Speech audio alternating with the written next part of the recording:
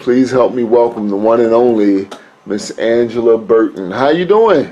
I'm doing fine. Okay, I just need you to get a little bit closer to the microphone, please. Okay. All right. So, yeah, first of all, let me say this. It's taken me way too long to have you on my show, because even though we're coming to the end of season 1 of The Light, people who listen regularly know I've been on the air here at Stockton. This year coming up, 2018, will be 10 years I've been here. So I should have had you here, but a lot of times when I think to have you on, you're overseas. So for some of my listeners who may not know you, why don't you give us a little history about yourself, how long you've been singing, and are you born and raised here in Atlantic City? I'm raised in Atlantic City. Okay, all right. And how long have you been singing? Where, roundabout? I've been singing since the age of 5, and I'm a fully grown woman, as you can see now. Oh, okay. All right. Well, And I sang in 35 countries for our troops overseas. okay. I also sang at the Club Harlem till they closed. Okay. Yes, I was overseas when they tore it down. When I came home, I cried like a baby. Okay. All right. And how did you get started singing? My grandmother was a gospel singer. My father was a musician. He played guitar. He worked at the Club Harlem. My godfather, Chris Colombo, was a drummer. He also played at the Club Harlem. And for so many celebrities, he's played for Frank Sinatra. I can just go on and on and on. Yes. Okay. All right. If you're just tuning in, you're listening to The Light. Our first special guest for the evening is the one and only Angela Burton. And how did you get started touring or playing overseas for the troops? Because that's a big deal. I started out very young. My father was in the military also, and he had me in some contests, and I won. Okay. Yes. Yes, and next thing I knew, I was overseas, and went overseas, and it was 35 years of it. Okay. That's why it took so long for me to get a CD out. And how did our troops react when they see you, when they see and hear your band? Excited to see someone from home. You know, just a piece of home. It just make you feel so happy. Okay. All right. And can you tell us a little bit or give us a story about one memory you had that may be outstanding that you had performing overseas? All of them, experience that I'll never forget. But the best was singing at the Red Sea. Oh, wow. Yeah, I was like, wow, I'm at the Red Sea. You name it, I've been there. I like to go, I love Turkey and Bahrain for the gold, right? 24 karat gold, forgive me. I love Korea because I'm very petite, and I can get clothes made just like a snap of a finger. Like in America, the boots are too big for my legs because I have petite legs. So they would make my boots and my shoes and boots to fit me. So I love Korea. Okay. I loved everywhere I went. Okay. I even went to Haiti. I went to Cuba. I can just go on and on. Okay. Everywhere All I right. went, I loved. Okay. We're talking to the one and only Miss Angela Burton. She's performed all across the world, and as she said before, she performed also at the Club Harlem. And we are going to get into your CD, but before we get into that, for people who may not be familiar with the Club Harlem, can you explain to them what the Club Harlem was and why it's so important to Atlantic City history? Club Harlem was, that was Atlantic City. They had a breakfast show at 6 o'clock in the morning. I got the chance to open up for all the headliners. Harold Melvin's Blue Notes, Melvin Moore, Oh, you name it. I could just go on. Anyone that is professional today, I opened up for them at the Club Harlem. Sister Sledge started out in the front bar. They were in the back and went on. I was in the front bar, went in the back and opened up for everybody, and I wound up overseas. And I was happy. Wow, wow, wow. That's just amazing. For people who may not know, I guess the only thing I could really compare it to, and I do often, is Club Harlem was like our Apollo. That's it. And just like everybody who's anybody has appeared at the Apollo, anybody who's anybody, up until 1984, 80, maybe 88, right in that area, appeared at the Club Harlem.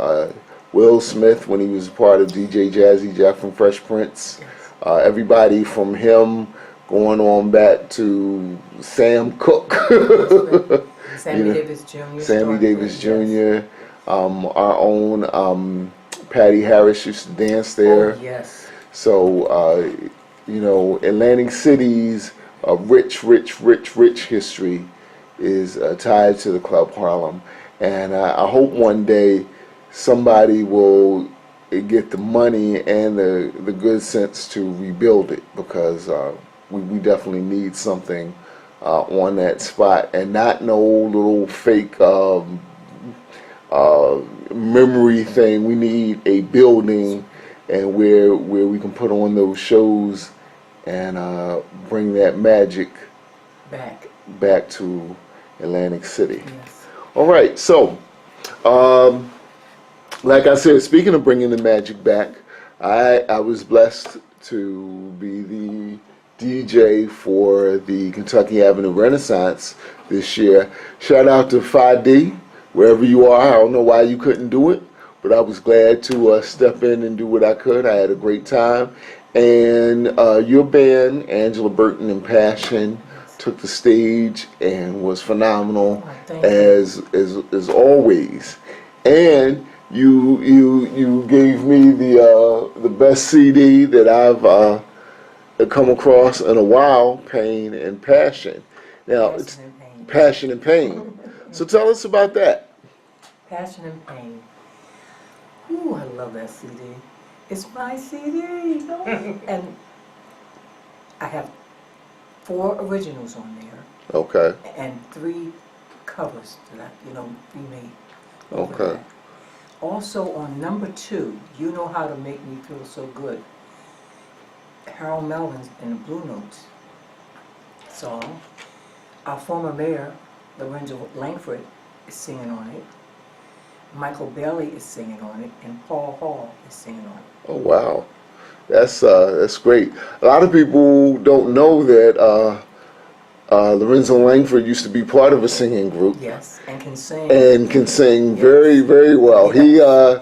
He shocked me. I think I appeared on his radio show back in the day in Atlantic City, and he did some poetry, and then he sung a few bars. It was like, daggone, man, you in the wrong profession. You should. Okay. All right. Before we get into your CD, and we're going to play a track, how did you choose, because you've been singing for over 10 years, I'll say that. Over 30. Okay, so over 30 years. Yes. As a DJ, you just heard me DJing. I never know which record I want to start off a show with, and I do a show every week. As a matter of fact, I do 3 shows a week, 3 radio shows a week. When you're going to record a CD and you have 35 years worth of covers, how do you pick which covers you're going to do on the CD? Or what was your process for picking the covers that you use on the CD? The songs that meant so much to me, that tells you a story about Angela. Because if you listen to the words to each song, it's me. And I'm kind of shocked, some people. My granddaughter said, Grandma, what are you saying? Oh, okay. But what it's doing is bringing love back. Okay. When I was growing up, all the artists, the songs were love, respect, And that's why we're here today, because the songs were love.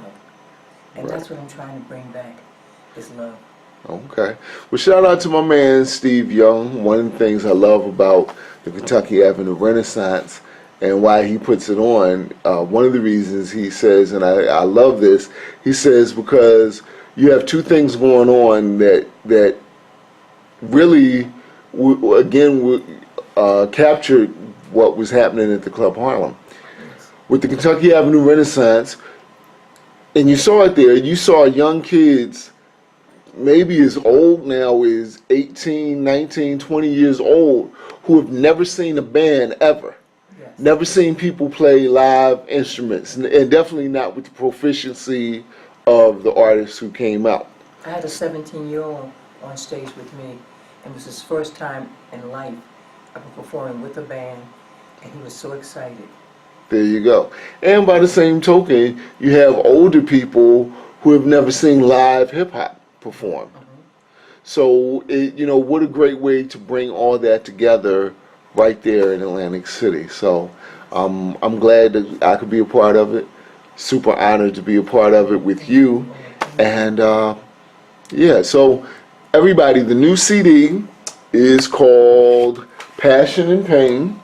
And actually, before we get into the song we're going to play, let me just plug the fact that on September 8th, you're going to be doing a live show and a CD release party over at Kelsey's in Atlantic City. Now, we can't mention prices on this station. Oh, no.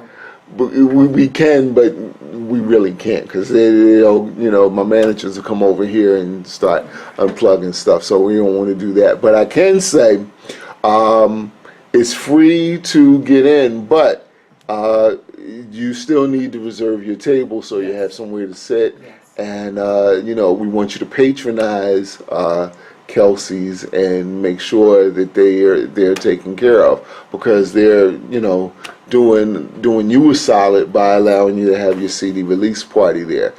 Yes. It's a give and take. It's a give and take. So what's the first song we're gonna hear? I would like for you to hear, I have a lot of songs, like I said, were mellow. Okay. So we're going to start off like Tina Turner said, rough. So Should Have Been You. Should Have Been You? Yes. Okay. And that number right there, my niece Marty Ali is on it. Another young lady named Lori Gay.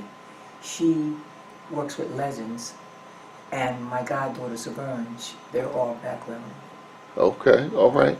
And is this an original or a cover? This is the cover. Okay. Yes. All right. And I have 7 songs. so it's a track. Track 1. Track number 1? Yes. Okay. All right. And the name of the song again? Should Have Been You.